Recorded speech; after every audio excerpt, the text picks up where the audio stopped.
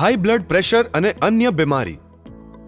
રાજેશે કહ્યું, આ પરિબળો જોતા મને લાગે છે કે હાઈ બીપી એક ગંભીર આરોગ્ય સમસ્યા છે. મુકેશે કહ્યું, હાઈ બ્લડ પ્રેશર તમને જીવન બદલનાર અને જીવલેશ પરિસ્થિતિ ઊભી કરવામાં જોખમકારક છે. હાઈ બ્લડ શુગર બ્લડ પ્રેશરનું જોખમ વધારે છે.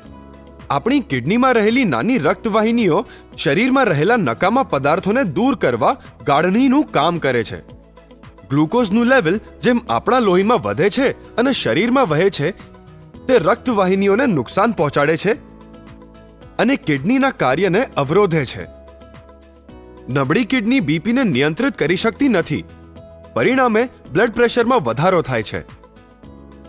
એટલે આ અવચવો બ્લડ પ્રેશરને નિયંત્રિત રાખવામાં મહત્વની ભૂમિકા ભેળવે છે.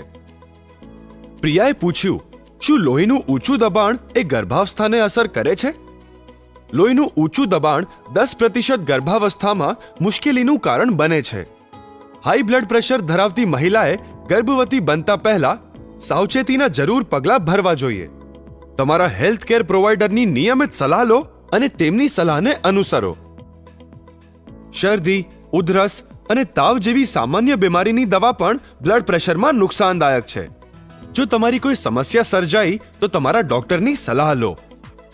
સુખી જીવન જીવવા માટે અને બીપીનું કંટ્રોલ રાખવા માટે નિયમિત નિરીક્ષણ કરતા રહો.